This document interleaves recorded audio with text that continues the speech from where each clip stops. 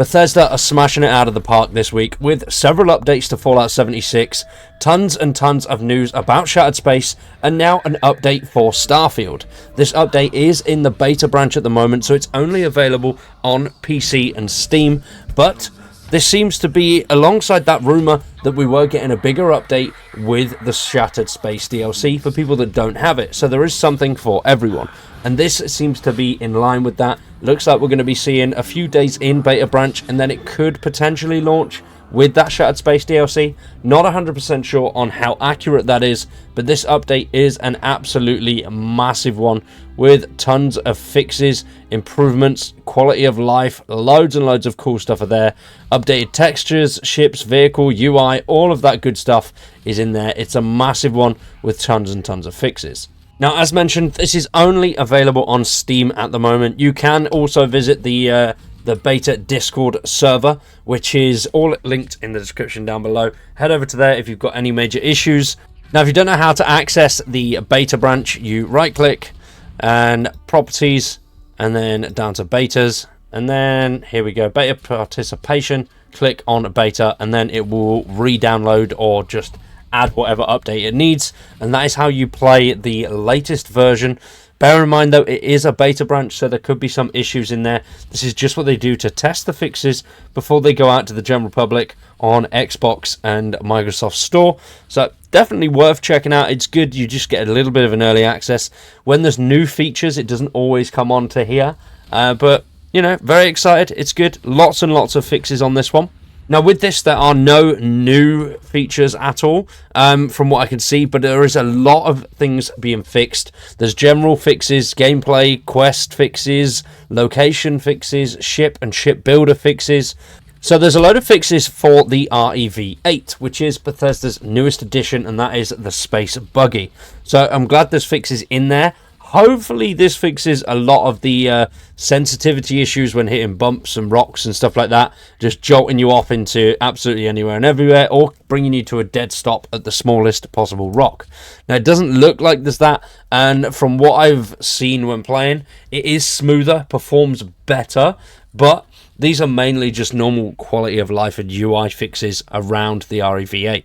So they've addressed issues with the set active in the vehicle menu when using a gamepad, issues with the position of the wheel VFX, issues where opening the favorites menu while entering the vehicle, nameplates and health bars now display, and settings for look sensitivity now affect vehicle camera.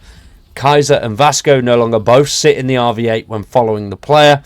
The vehicle icon does not display in interior maps, and vehicle lights are no longer automatically stuck on when loading saves, and fast travel distance for the vehicle is now in line with other POIs and landed ships, which is a massive shame because you used to be able to fast travel to the REV8 regardless of where you were and regardless of what you had in you. And if you are in the REV8, being able to fast travel from that as well. There was a slight bug where you could fast travel anywhere regardless of distance and whether you were over encumbered. So they've more than likely fixed that, which is a shame because it was a good little bug. Now, there's also tons of UI fixes as well as audio, but overall this update is basically just a massive ton of bug fixes. There's loads of location fixes and of course quests. For quests, I will just run through quickly what quests have been fixed. So if you do have an issue with any quests, hopefully this is in there. So they've fixed Brownout, Due in Full, Hostile Intelligence, In Memoriam, Leader of the Pack, Legacy's End again, which is Crimson Fleet prisoners are no longer targeting Ikande. Managing assets, there's been several fixes to One Giant Leap and One Small Step.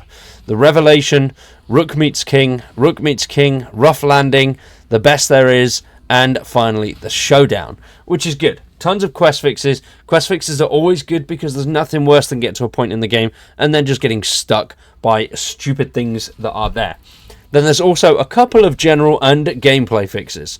So for the general fixes, performance and stability improvements, I will say it is much more improved. Lighting changes and enhancements have been made throughout the game, which that once again is better in certain things, especially when you're in like outposts and stuff. The lighting in certain outposts that you've built, lighting that came with it was very sort of fuzzy, and it looks a little bit better now. They made several visual improvements and bug fixes to weapons, and improved player head tracking when exiting dialogue, and your camera will no longer be jolted when jumping. So that's good. Major things that do need to be worked out. There were kinks that they have got through. And then for gameplay, the Annihilator Particle Beam damage over time effect will no longer affect companions. Robots and turrets now take damage from EM, and crafting, they've addressed issues with the Boom Pop Dynamite recipe, and then Elite Crew Autumn Macmillan no longer repeats herself when asking about her sister, and addressed issues with the crowd behaviour near the well elevator in New Atlantis spaceport when combat is initiated, which is a shame because you could get a nice little chokehold there if you wanted to go after some civilians. Wouldn't recommend it. Now, we've done loads and loads of videos recently over the Shattered Space DLC. I'd highly recommend checking them out. It is coming out in just 12 days at the time this video goes live. I'm very excited for that one. We've also got some House of a Run videos that will be going out between now and September the 30th.